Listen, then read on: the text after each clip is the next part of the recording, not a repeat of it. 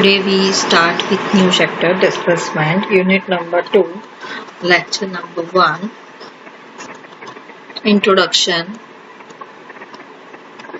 A beam when loaded gets deflected. Okay. The cross section जब भी beam पे load आता है तो वो deflect होता है. The cross section of the beam displays perpendicular to the initially straight axis.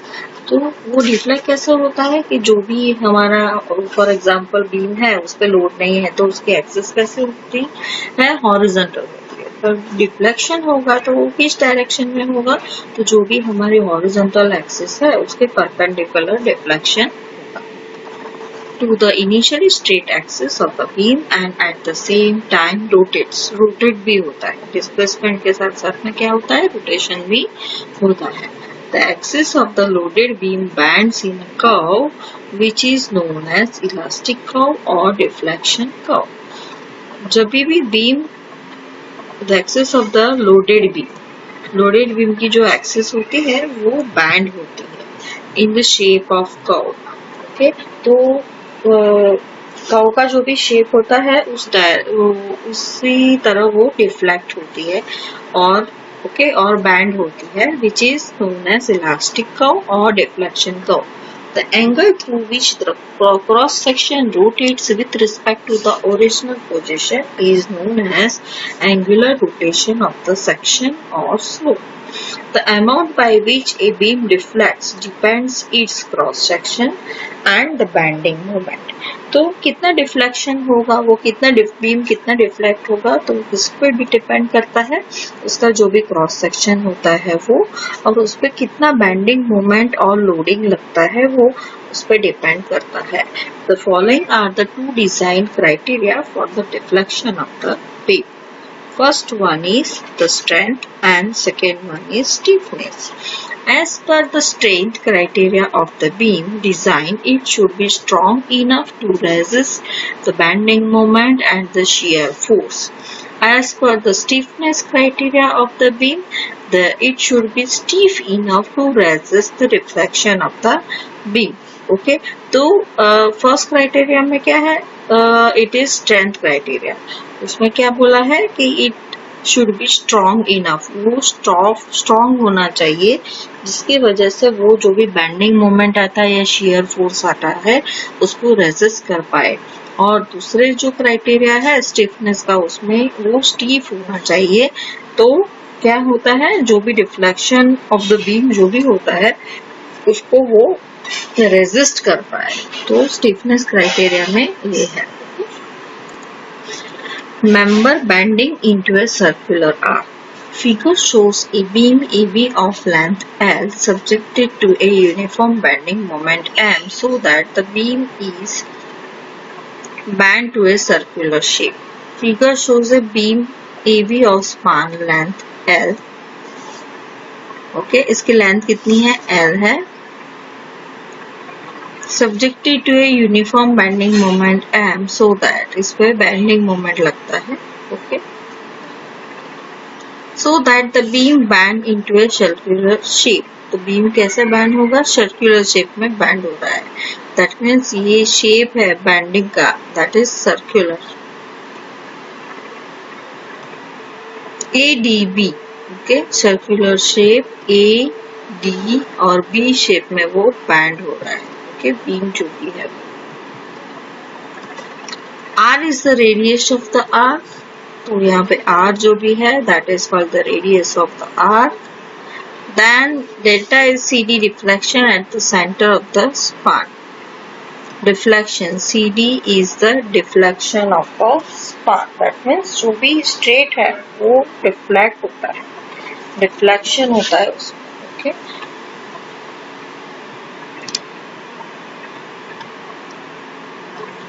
By property of the intersecting chords of the circle, AB into CD is equal to CD into CB. AC into CB. AC, that is AC into CB is equal to CD into CE. Okay, तो क्या आएगा AC का value value of AC is equal to L/2 यहाँ पे indicate किया है। Then CB का value again कितना है, that is L/2, that is CB। Then CD का वैल्यू कितना है, डेल्टा, और CE का वैल्यू कितना है, तो CE का वैल्यू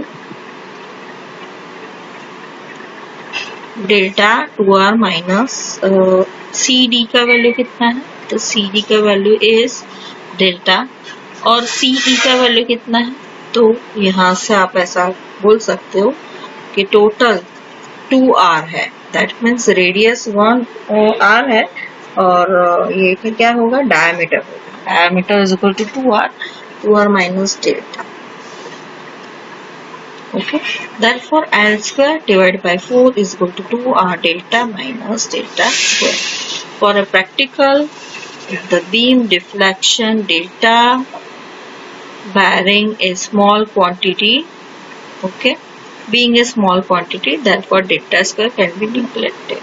तो फॉर बीम के लिए डिफ्लेक्शन कम होगा, इसीलिए उसको डेल्टा स्क्वायर की क्वांटिटी बहुत स्मॉल आएगी, इसीलिए हम उसको निगलेक्ट कर रहे हैं। तो नेक्स्ट फॉर्मूला क्या होगा, 2R delta is equal to L square divide by 4, therefore delta is equal to L square by 8R।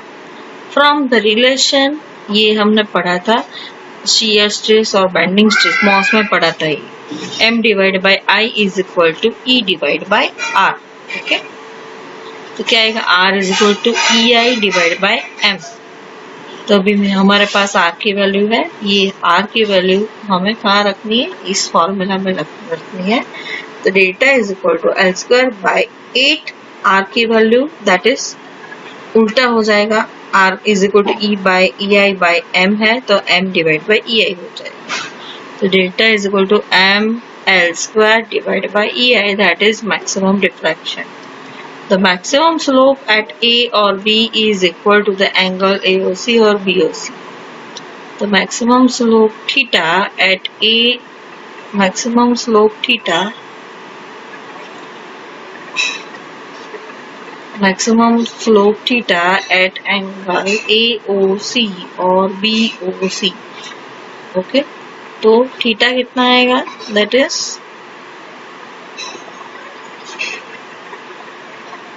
at A or B,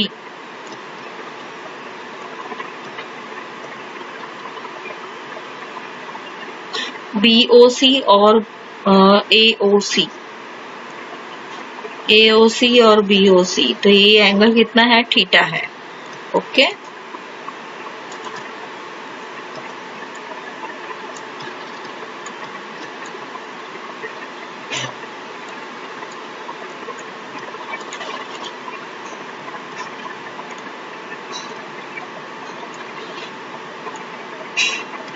तो ये एंगल थीटा है, ऐसा समझ लो। तो कितना आएगा, sine theta is equal to AC divide by AO, AC divide by AO, बराबर। Sin theta is also a small quantity, therefore sin theta is equal to theta in radian. Okay, तो sin theta is equal to theta in radian, theta बहुत small quantity है, तो theta is equal to L divide by 2R radian, therefore theta is equal to L divide by 2R, R की value रख दिया, M divide by EI, therefore theta is equal to ML divide by 2EI radian, maximum slope. Okay, theta कौन सा value है, that is this, बराबर, this value is theta. और यहाँ पे हमें क्या फाइंड आउट करना है, AOC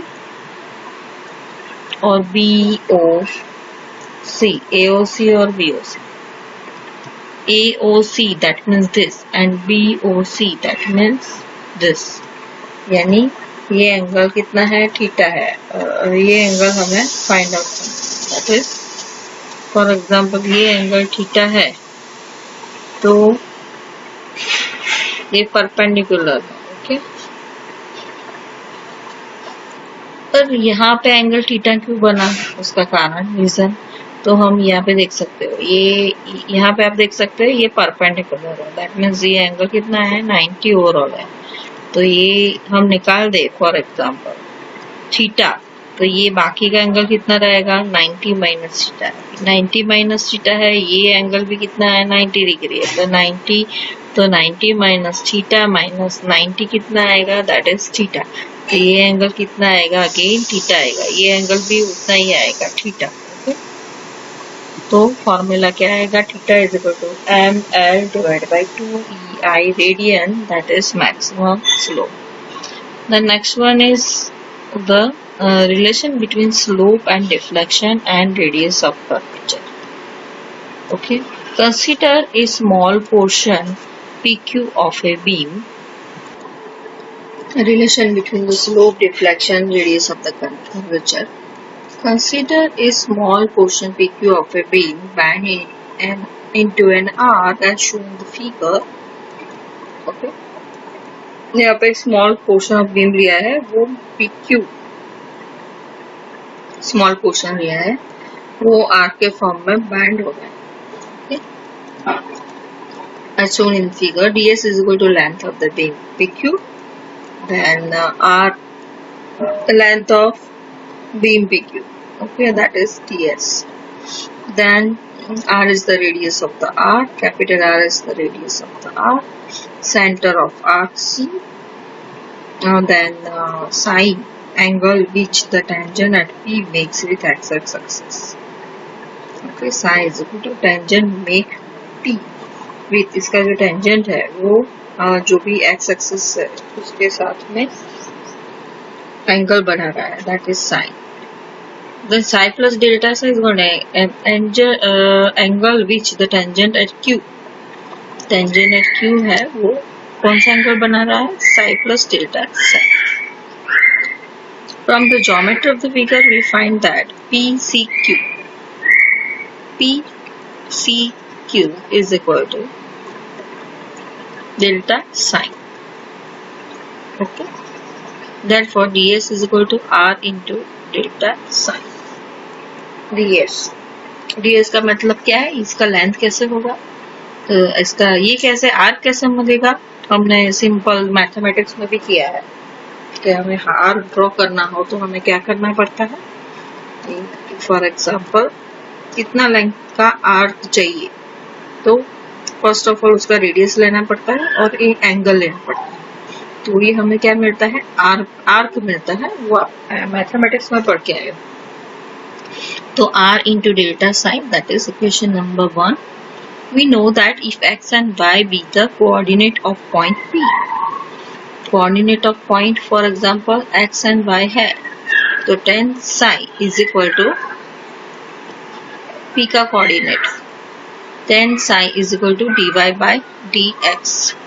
Okay, then sin psi is equal to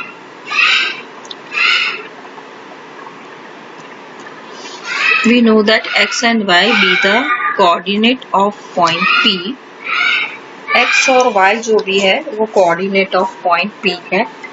Okay, then tan psi is equal, tan psi मुझे find out करना है, तो कैसे मिलेगा tan psi, ये एंगल भी psi है, तो dx dy by dx आएगा, that is slope. sin psi कैसे मिलेगा, that is dy by ds. Okay, उसी तरह से cos psi कैसे मिलेगा, that is dx by ds. और tan psi कैसे मिलेगा, that is dy by dx.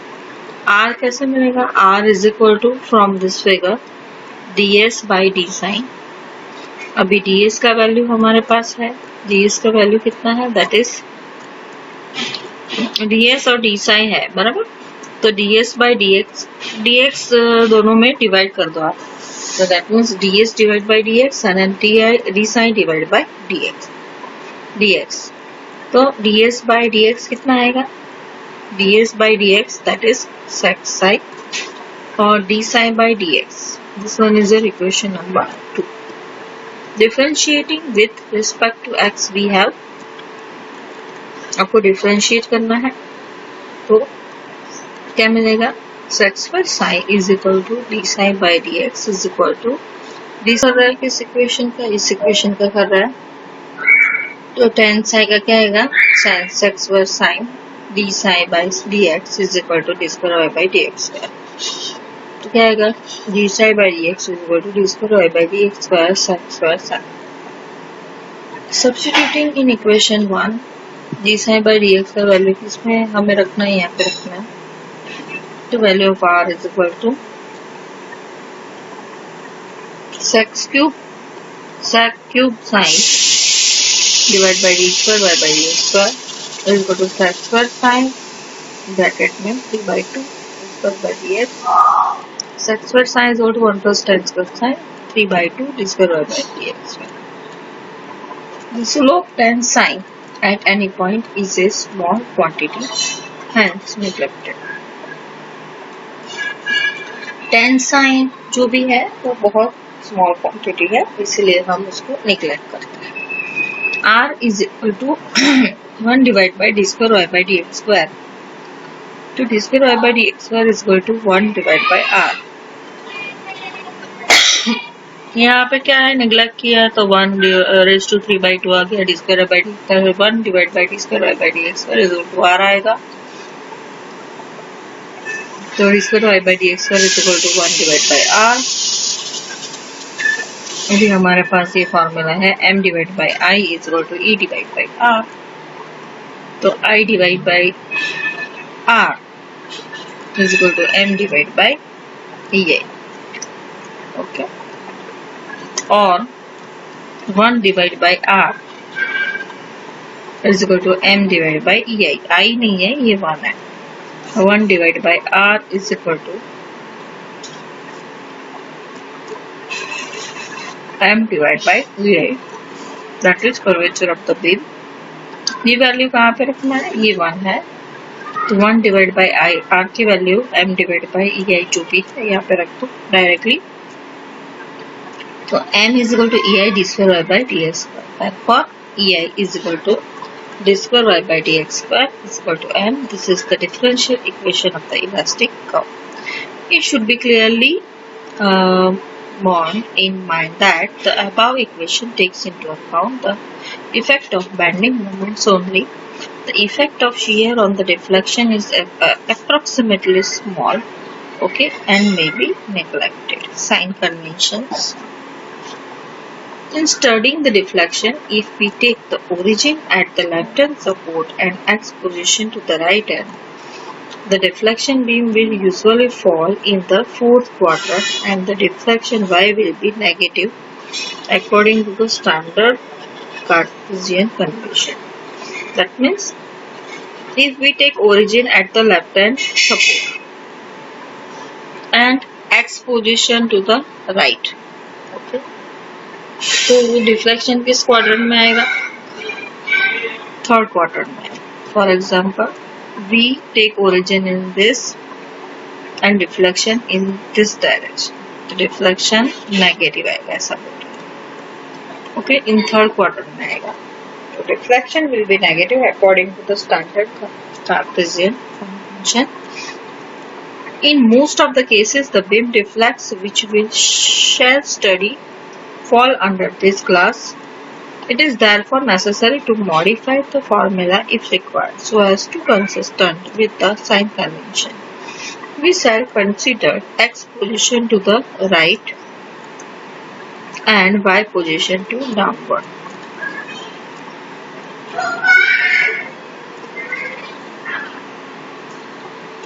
Let x and y be the coordinate of point P and x plus dx and y plus dy be the coordinate of point Q. For the beam which is bent as shown above,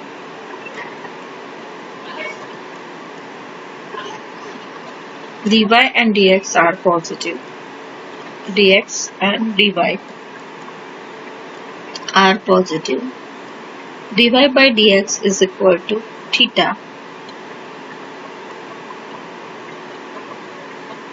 Slope at P is positive. If T plus d theta be the slope at Q, it is less than slope at P. Thus, d theta is negative and d theta by dx is also negative. Hence, we have m is equal to ei d square y by dx square is equal to ei d square y by dx square is equal to d theta by dx. It is negative since d theta by dx is negative. dy by dx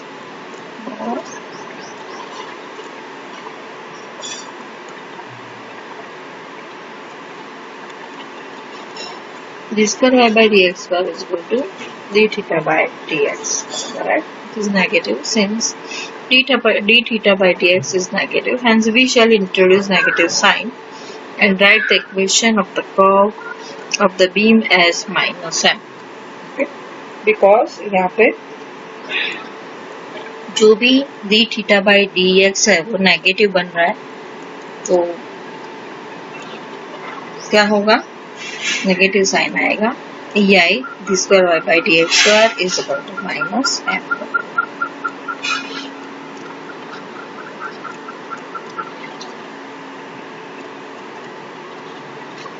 d theta plus d theta be slope at p, it is less than the slope at p, thus d theta is negative.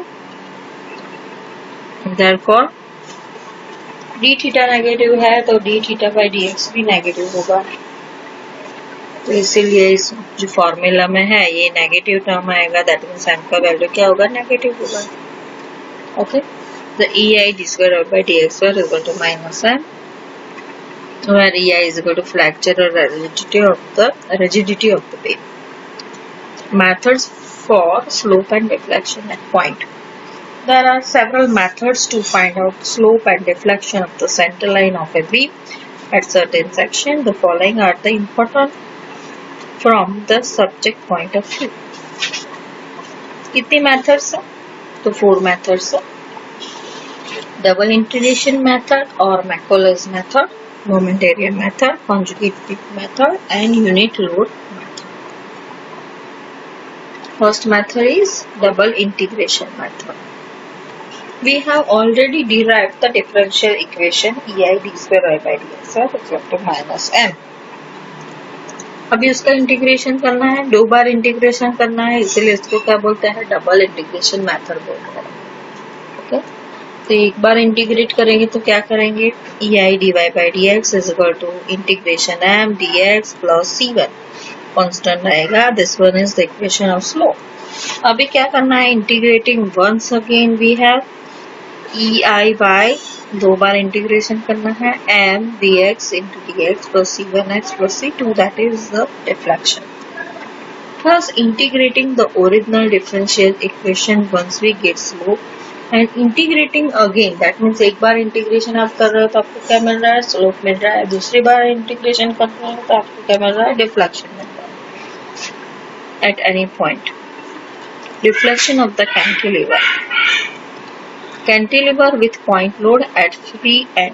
तो आप देख सकते हैं यहाँ पे एक beam दिया है, दैट इज कैंटिलीवर बीम.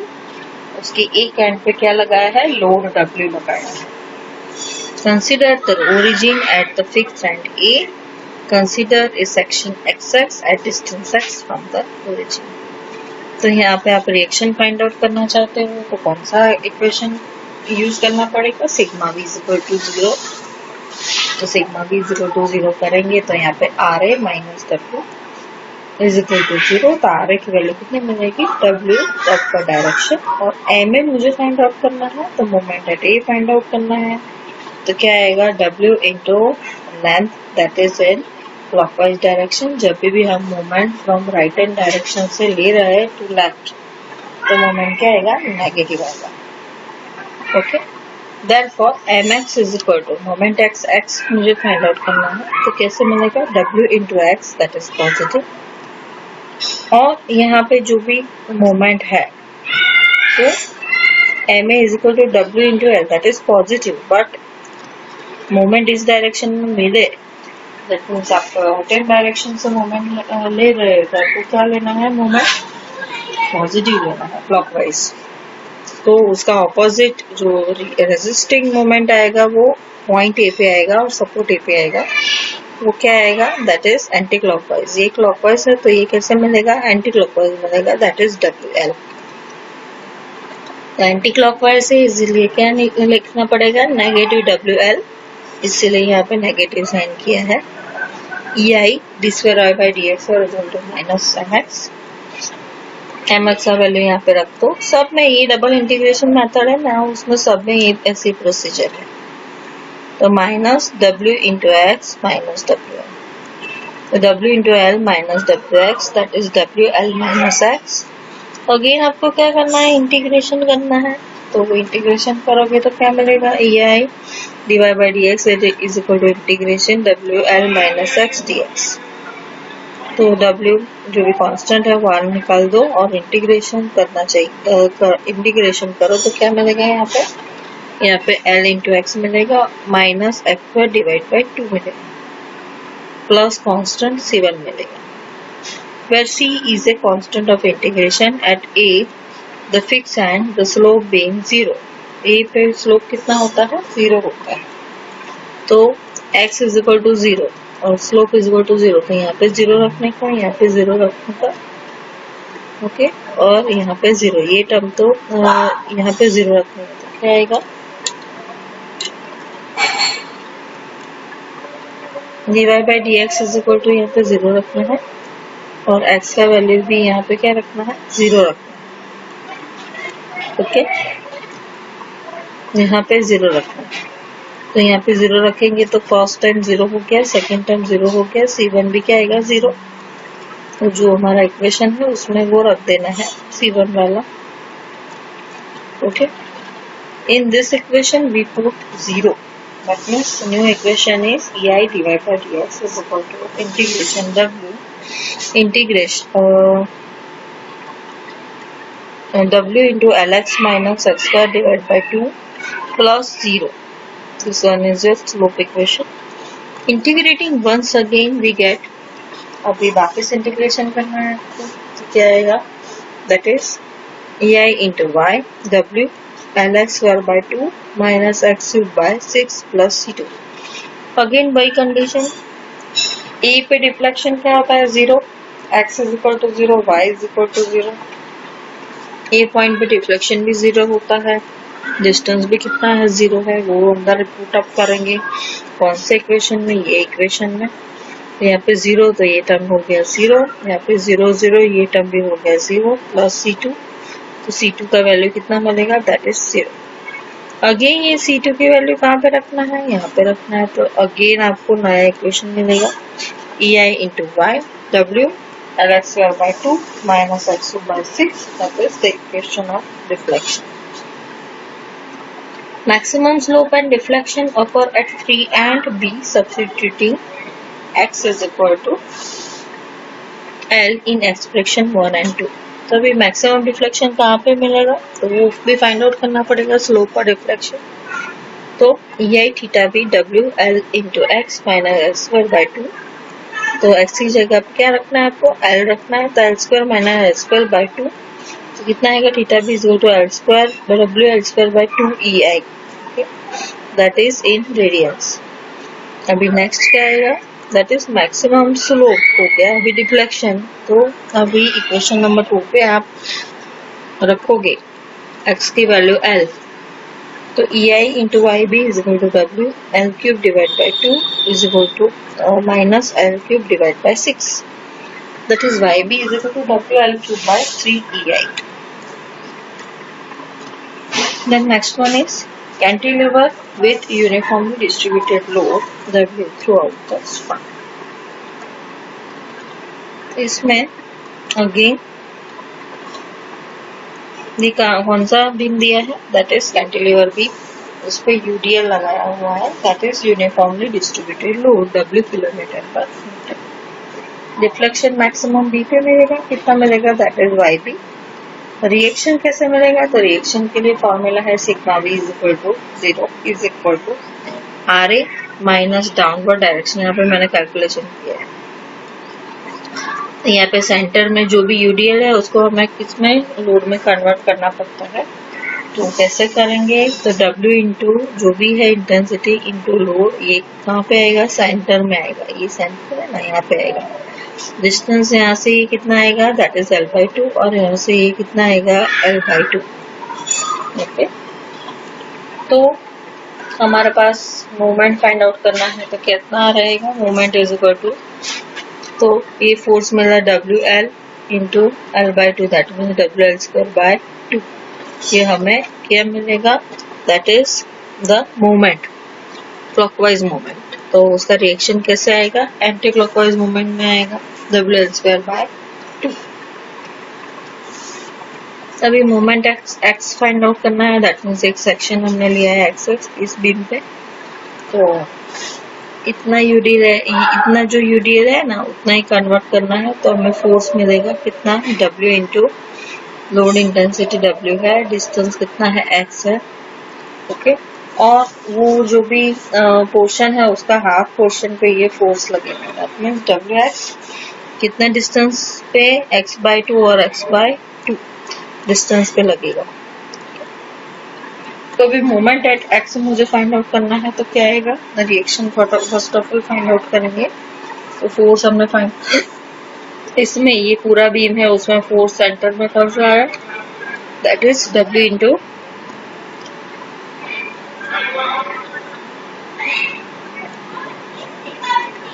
यहाँ पे mx is equal to W into L into x. तो फर्स्ट ऑफ ऑल यहाँ पे mx is equal to moment x मुझे फाइंड आउट करना है, तो यहाँ पे रिएक्शन कितना है, that is W into x into length कितना है, that is moment at x करना है। तो ये L है, सॉरी यहाँ पे x मैंने लिख दिया खुद से, ये L है, W इंटू L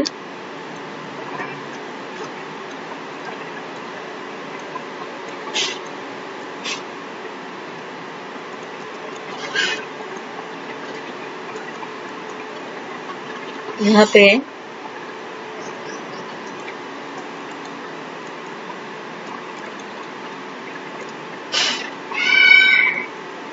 पे L है, स्मॉल L।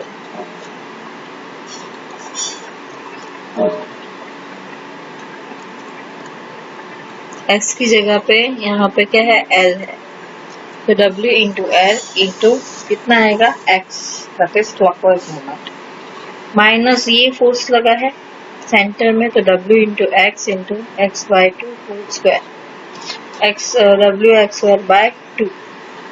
तो क्या आएगा हमारे पास, moment at x is equal to WLX minus WL²/2 minus WX²/2। Formula में रख दो जो भी मोमेंट एट x का वैल्यू आया वो, d²y/dx is equal to minus mx is equal to minus WLX plus WL²/2 plus WL²/2 plus WL²/2 integration करना है। Okay, same to same, EI/dx is equal to minus WLX²/2 plus WL²x/2 plus WX³/6 plus C1. At E, the fixed and the slope being 0, that means x is equal to 0 divided by dx, and free end पे क्या आएगा, that is x is equal to 0, y is equal to 0, तो उसकी वजह से आपको slope का deflection का इक्वेशन मिलेगा। x is equal to 0 divided by dx is equal to 0 करते हो तो वैल्यू ऑफ C1 कितना मिलेगा, 0। EI divided by dx is equal to minus W EI divided by dx is equal to minus W into L x²/2. This integrating once again, EI into y minus WL x³/6 plus WL²/x² divided by 4 plus WX²/4 divided by 24 plus C2. When x is equal to 0 तो क्या आएगा, y is equal to 0 आएगा,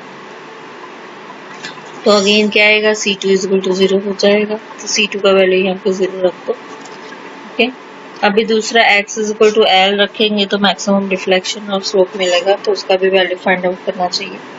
तो हमारे पास clearly C1 और C2 के अलावा दो इक्वेशन है स्लोप और डिफ्लेक्शन, उसमें x is equal to L रख दो, तो आपको क्या मिलेगा, EIYB 3WL⁴/24 and YC is equal to L YB is equal to WL raised to 4 by 6 divided by 88. आज तक हम इतना ही पढ़ेंगे. Okay.